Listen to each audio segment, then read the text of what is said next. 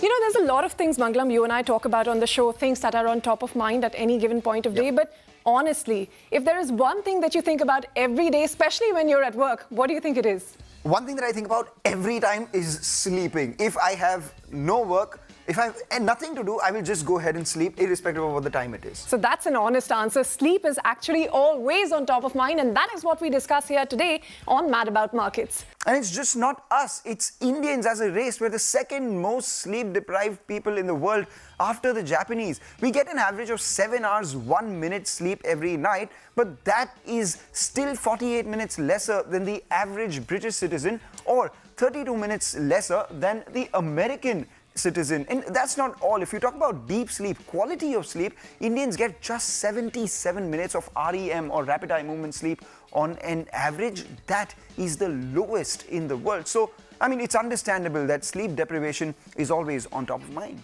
Well, you're not at fault, and you would think that it's people like you or maybe the younger generation still that gets lesser amount of sleep, but actually it is the elderly. Because this Fitbit report that Mangalam spoke about, it finds that Indian users in the age group of 75 to 90 years of age got the lowest amount of sleep at 6 hours and 35 minutes on average, even though users in the age group of 18 to 25 went to bed an hour later than users in this older age group. And the pandemic, that has made things much worse, because one of the most common health issues, which is reported globally by those affected by COVID, is lack of sleep. And a recent survey also found 52% Indians admitting that their sleep pattern changed following the pandemic, and 1 in 2 Indians that were surveyed also said that they got less than 6 hours of uninterrupted sleep each night, far lower than the recommended 7 hours or more. And what does lack of sleep do to you? Makes you irritable, cranky, and unable to make good decisions? Well, it can literally affect your physical and mental health. So after nutrition and fitness,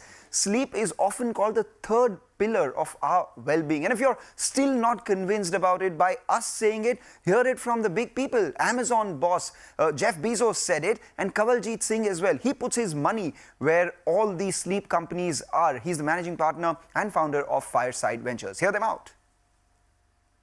I get 8 hours of sleep. I prioritize it. Unless I'm traveling in different time zones, sometimes it's impossible, but I am very focused on it, and for me, I need 8 hours of sleep. I think better, I have more energy, my mood is better, all these things. And think about it, as a senior executive, what do you really get paid to do? As a senior executive, you get paid to make a small number of high-quality decisions. You make 133 decisions. Is that really worth it if the quality of those decisions might be lower because you're tired or grouchy or any number of things?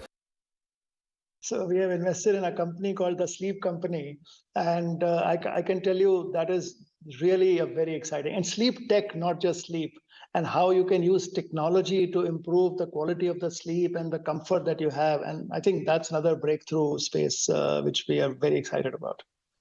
Well, there you have it. Bezos telling you why sleep is important, and people like Kanwaljit, why they're putting money into it because of the potential opportunity that they see in the industry, because many are waking up to the importance of nightly rest, which is powering an emerging industry which promises quality sleep. And you'd be surprised, the global sleep economy, that was pegged at a whopping $432 billion as of 2019, and that is expected to grow all the way to $585 billion come 2024. I'm wondering if sleep was a country, it perhaps would have been one of the largest countries in the world at $585 billion of GDP. But then again, sleep is priceless, ain't it? Well, looks like you can put a number to that, but let's break up the components of this mega $430+ billion industry. Now, in this, the bedroom furniture, that makes up about $106 billion, bedding, another $98 billion, mattress, about $81 billion, but very important, pajamas, you'd be surprised, is $32 billion. You also have the continuous positive airway pressure, or CPAP devices, accounting for $25 billion, sleep supplements, another $18 billion, and the rest includes your sleep tech, tracking devices, airplane sleep accessories, pillows and whatnot, that completes this entire $432 billion industry. Of this $432 billion, Ritu, where do you spend your most amount of money? Definitely mattresses. Definitely mattresses, right? Do you use any of those apps, etc.? No, none of them actually. But pajamas, yes. You know, mattresses, Ritu said it, and we all know one of the most important factors for good sleep is a good quality mattress. And that market alone was worth almost $2 billion as of FY19, estimated to be more than almost $3 billion, $2.8 billion by FY24. And understandably, up until now, it was the unorganized sector which primarily dominated the Indian mattress market. But increasingly, and increasing awareness, the ability of people to go ahead and spend, and the brands communicating the benefits of organized mattresses, branded products that they give, that has led the organized industry grow by almost 17% at a compounded rate over the last 5 years. The organized branded mattress industry accounted for nearly 29% of the market in FY14. That's telling you that the unorganized market was dominant at 71%. That has now come down to 60%. And as of FY24, that is likely to be 40% of the market, from 29% to 40%. So that's how important the mattress industry is, and the organized mattress industry at that.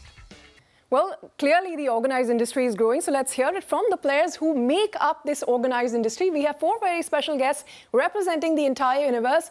Mohan Raj Jagannivasan, the CEO of Duroflex, is with us. So is Chaitanya, the co-founder of WakeFit. We also have Priyanka Salo, the co-founder of the sleep company in which Fireside Ventures is an investor. And also with us is K. Madhavan, the managing director of PEP Industries. Ladies and gentlemen, thank you very much for being on the show. Chaitanya, first with you. What do you estimate is the size of the sleep industry, and within that, the mattress market, as per your reading of the primary market? Firstly, in India, the sleep market itself as an overall thing, which includes sleep apps, meditation apps, other sleep devices, that is a market that's not been quantified as well. However, on the mattress side, there are 3 levels of markets. Number 1 is the overall mattress market, which is about $2 to $2.5 billion. Within that is the organized market, which is about $1 billion. Within the organized space, there is the online mattress market, which is about close to about 1,500 crore in INR. So when you look at these 3 segments, we estimate that we are about 1/3 of the complete online market and about 10 to 11% of the overall organized market. But please note, all of these 3 levels are growing at a very different pace. The overall industry is going only at about 6 to 8%. The organized part is growing as much as 12 to 15%.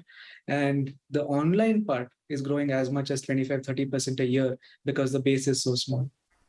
All right, so more people are buying branded mattresses, but more of them are also buying it online now, 25 to 30%. But Mohanraj, in a market that is predominantly unorganized, how do you hope to expand share? Is there a clear shift that's taking place towards a more organized play? I mean, do you see that in your daily life? So where this industry was like 6-7 years back, and now there's a big change. Demonetization helped a lot, in taking out a lot of unorganized player. GST has played a big role, and we're seeing this industry getting organized. The entire digital penetration, particularly in the last 2 years, all of us was doing work from home. We would have seen the D2C ecosystem has evolved in most of the category. It's no different for the mattress industry and sleep industry as well. And with the e-commerce play and the digital play, the penetration has gone up. But if you really see this product, historically is a very boring product. It is somewhere in the corner of your bedroom, covered under a bed linen. This is not a product where anybody would like to flaunt like a living room, furniture like a sofa or a wall unit. This is a very private space, and hence, the significance of this product was not known much. But I would say this, with the entire COVID playing a large part and sleep playing a very important role in recovery from COVID, this industry is getting the desired focus now. Well, yes, the importance of good sleep is dawning on Indians, and a lot of startups are taking advantage of that. Priyanka, you started as a D2C brand, and then, of course, you went on to launch your offline stores in Bangalore, Hyderabad, and other cities, and you plan to open 25 more. Why did you decide to go offline? We had WakeFit and others telling us that almost 25% of the sales are actually now coming in online. Absolutely. As you said, just 3 years back, we started as a D2C brand with the vision to, become world's best comfort tech brand, revolutionizing or upgrading the way people sleep and sit. I think the very, very smooth journey has been, to went from D2C to offline. But as we do that, to me, it's exactly like D2C. It's the same omni-channel that would play out. And the simple reason for us to venture from online to omni-channel, I think, is twofold. One is, if you see see, 3 years down the line, you would still expect more than 70% of the consumers shopping sleeping products like mattresses, beds, offline, right? And the second big reason is the touch and feel also plays a very big role in this industry. And I think that's why it was a very obvious choice for the sleep company to go and open its own stores within 3 years of launch. Let's talk about the organized mattress industry now. In India, it mainly consists of three types of mattresses. One, you have the coir mattresses, the PU foam mattresses, and the spring mattresses. About these mattresses itself, the coir mattress dominated the market initially, and now it's been overtaken by the less expensive PU foam mattress, which accounts for nearly half the market, 50%. But spring mattresses are the ones which are driving growth. Currently, they account for about a third of the market, and they're growing extremely fast. Let's talk about the prices as well. The bulk of the action is in the mid segment, with the price range anywhere between 8 to 30,000 rupees. This segment has a 50% share of the market. The economy segment, which consists of mattresses under 8,000 rupees, is about 25% of the market. So basically, 75% of the market is sub 30,000.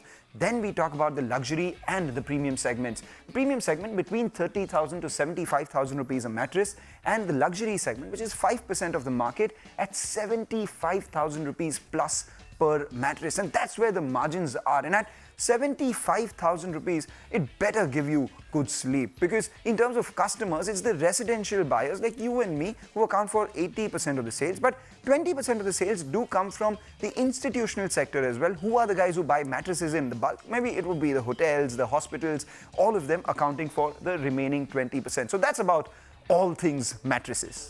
All things mattresses, residential sales accounting for the bulk of it. But who's selling these to you? Well, there are established players like Kurlon, your Duroflex, Sheila Foam, Pep, Springfit. All of these have been strong brand names. They have a pan-India presence as well and become national brands. But entry barriers are quite low, and a number of startups and therefore have smelt this opportunity and are entering the market. So they're trying to distinguish themselves using technology and innovative niche products that they're coming up with. Now, from WakeFit to Flow, Sleepy Cat, your Sleepseer, Sleep Company, and so on. A lot of companies with the name Sleep have mushroomed in the sleep market over the last few years, especially after the pandemic. Yes, I mean, and it's so unintuitive to name just Sleep or add that word Sleep in that company. Must be hard to add another company with the name Sleep. I think everything's taken up. If you had to open a company, what would you call it? Well, definitely not something to do with sleep. Oh, well, we'll see that. But, Mr. Madhavan, you've been in this market for over a decade. What is your market share currently? How do you expand it in a market which is predominantly unorganized, but also increasingly seeing a lot of these startups enter? Yeah, this mattress industry is highly unorganized, as you rightly said. Consolidation has not taken place.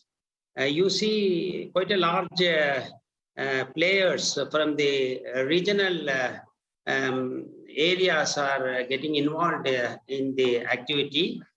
And as PEPS is concerned, we are a South Indian based organization or company, and we hold closer to around 44% of the spring mattress share in Pan India.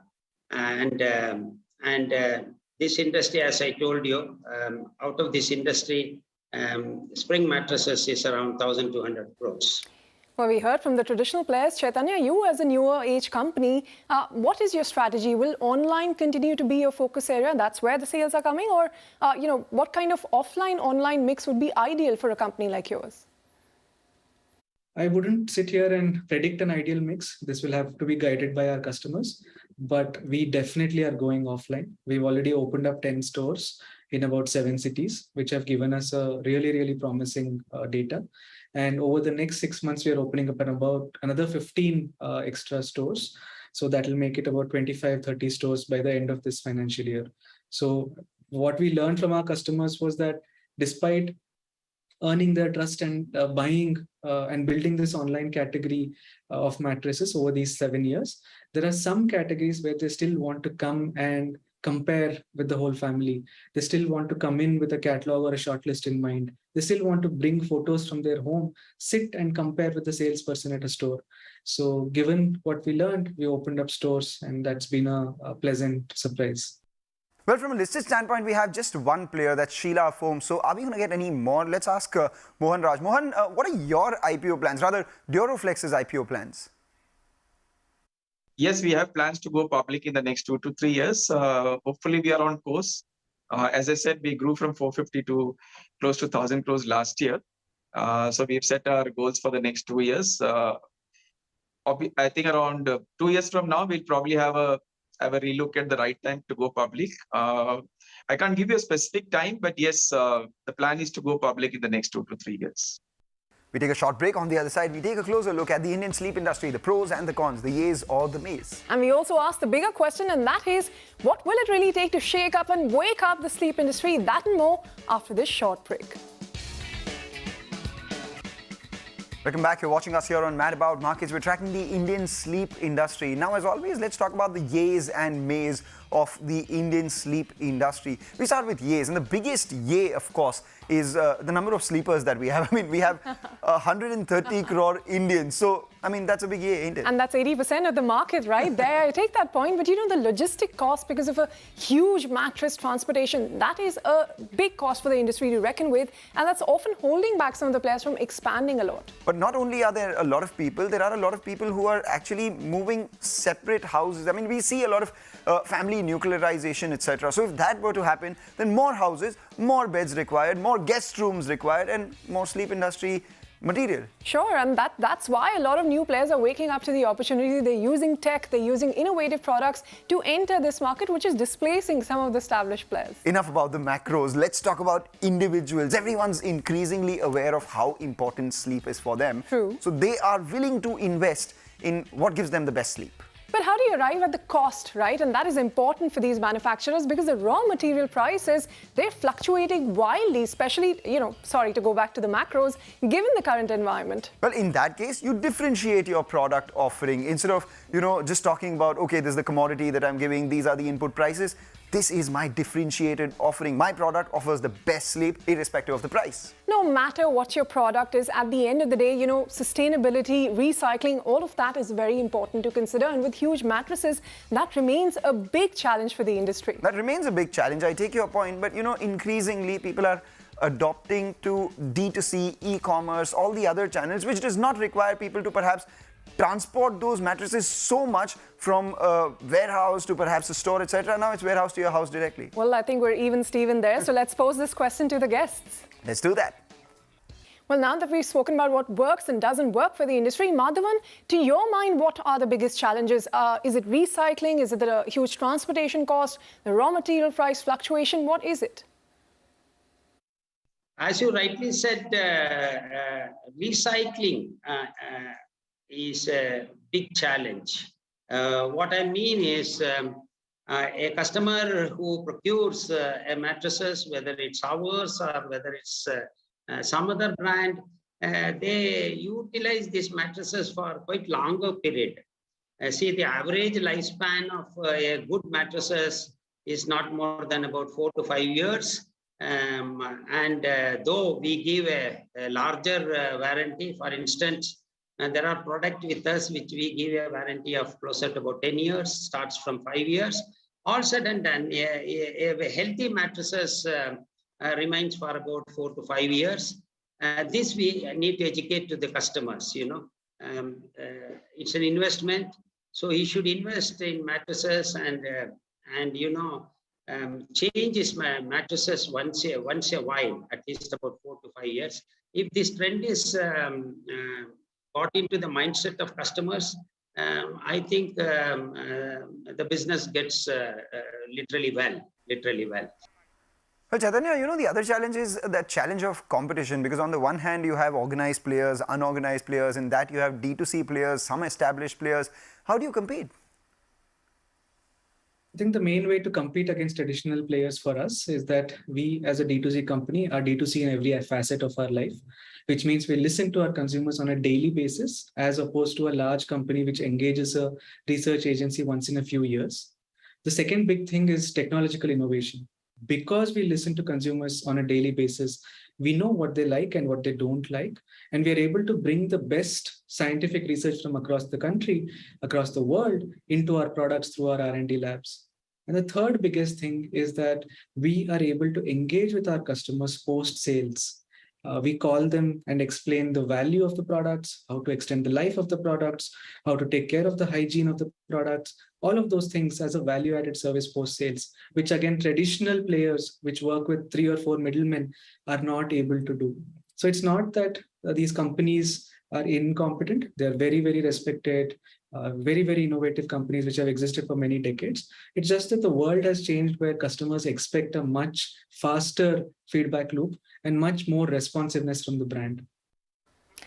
Okay, time now for the bigger question, and that is, what is it going to take to wake up the sleep industry?